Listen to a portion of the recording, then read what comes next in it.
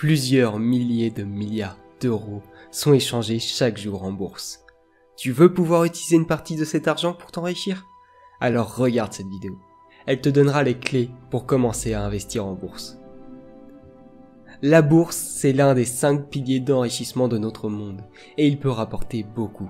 Comme nous le montre Warren Buffett, qui, partant de rien, a réussi avec la bourse à atteindre une fortune de 88 milliards de dollars, ce qui fait de lui la 3e personne la plus riche du monde. Il y a principalement 2 façons d'investir en bourse. Investir sur le long terme, c'est-à-dire avec un objectif à plusieurs années, ou bien investir à court terme, avec des objectifs à quelques heures ou jours. C'est ce qu'on appelle du trading. Chacune de ces méthodes a ses avantages et ses inconvénients. D'un côté, tu ne gagneras pas beaucoup d'argent, en tout cas dans un premier temps, et tu vas surtout créer des revenus pour le futur. De l'autre, tu peux potentiellement gagner beaucoup d'argent rapidement, mais le risque est beaucoup plus grand, et cela demande des connaissances bien précises. Dans les 2 cas, les produits sur lesquels tu peux investir restent les mêmes. Les voici dans l'ordre de risque, du plus risqué au moins risqué. Le Forex, les CFD et futurs, les actions SRD, ROR, les actions, les ETF à effet de levier, les FCP, les ETF. Nous ne nous attarderons pas sur les 3 produits les plus risqués, car ils demandent beaucoup trop de compétences pour espérer au moins faire des opérations nulles. Voyons rapidement de quoi il s'agit. Le Forex est le marché des devises, de l'euro, du dollar et de toutes les autres monnaies au monde. Les CFD et futurs vous permettent de spéculer sur la hausse ou la baisse du marché dans le futur.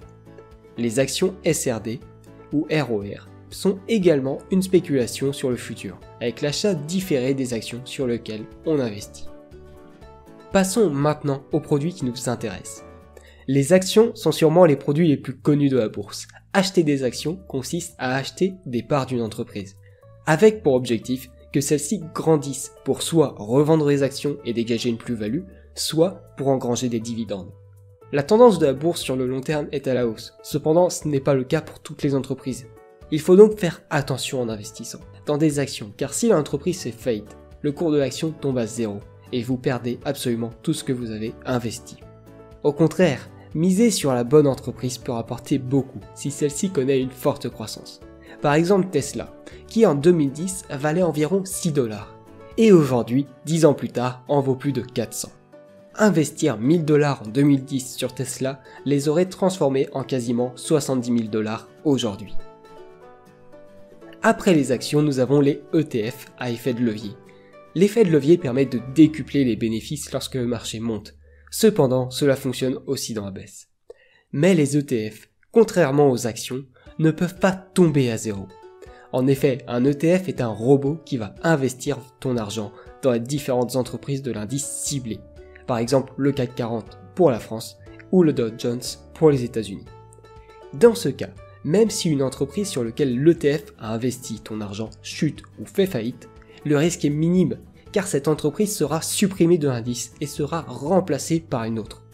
Le pire qui puisse donc arriver est une perte temporaire d'argent.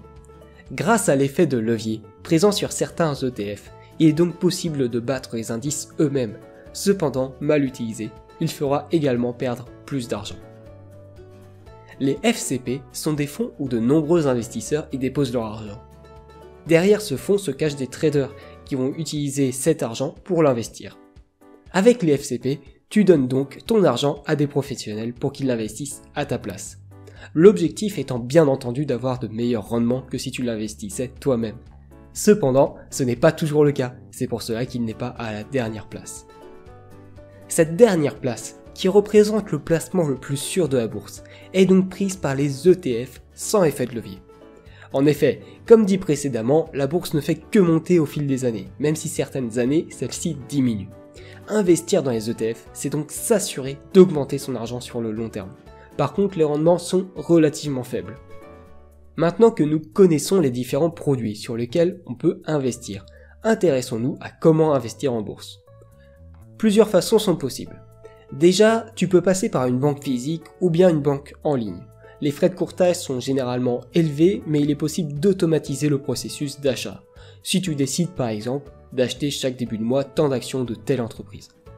Il est également possible d'investir à l'aide d'un broker. Les frais de courtage sont généralement moins importants, mais il n'est pas possible d'automatiser le processus d'achat. Personnellement, c'est ce que j'ai fait lorsque j'ai investi en bourse afin d'avoir le moins de frais annexes possible. Concernant les banques, n'importe quelle banque physique peut te permettre d'investir en bourse.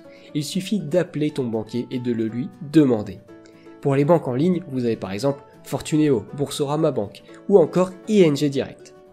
Concernant les brokers, ceux que j'utilise sont DEGIRO et eToro. Vous retrouverez des liens pour ces deux courtiers dans la description. Il existe cependant plein d'autres banques ou courtiers. Il faut par contre étudier l'historique des courtiers avant de les utiliser. Il faut ensuite choisir avec quel compte investir. Tu peux en effet investir avec ton compte titre ou bien ouvrir un PEA. Le PEA est plus avantageux fiscalement si on respecte une condition qui est de ne pas retirer son argent du PEA pendant 5 ans. Une fois ces 5 années passées, on est exonéré d'impôt sur le revenu. Dans le cas où on retire son argent avant cette durée, on est alors soumis à cet impôt et l'avantage du PEA devient nul, voire négatif. Investir avec son compte titre est donc une bonne solution pour les personnes qui ne sont pas sûres de vouloir investir uniquement sur du long terme. À présent, tu connais les produits que tu peux acheter et les intermédiaires nécessaires pour leur achat. Il est temps de voir comment acheter ces produits. Il existe 4 ordres d'achat différents. L'ordre au marché, l'ordre à cours limité, l'ordre à la meilleure limite, l'ordre à seuil plage limité. Chacun a ses avantages et ses inconvénients. Un ordre au prix du marché est le plus simple des 4. Tu achètes au prix auquel le marché est au moment de passer l'ordre. Si tu as 1000 € et que l'action que tu veux acheter est à 50 €, tu en achèteras donc 20. Attention, ce n'est pas toujours le cas. En effet, s'il y a seulement 10 actions à vendre à 50 € et 20 actions à 60 €, etc. Tu achèteras alors 10 actions à 50 € et 5 actions à 60 €. Un ordre à cours limité est un ordre sur lequel tu choisis une valeur de l'action. Au-dessus de cette valeur, l'ordre d'achat ne sera pas passé. Dès que le cours descend en dessous, l'ordre d'achat s'activera. C'est l'ordre le plus sûr qui existe.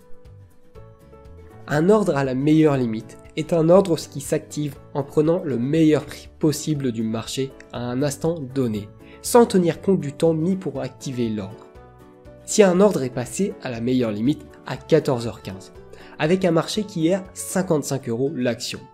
Le temps que celui-ci soit véritablement effectif, il sera peut-être 14h30. Ça dépend de l'action, du courtier et d'autres facteurs.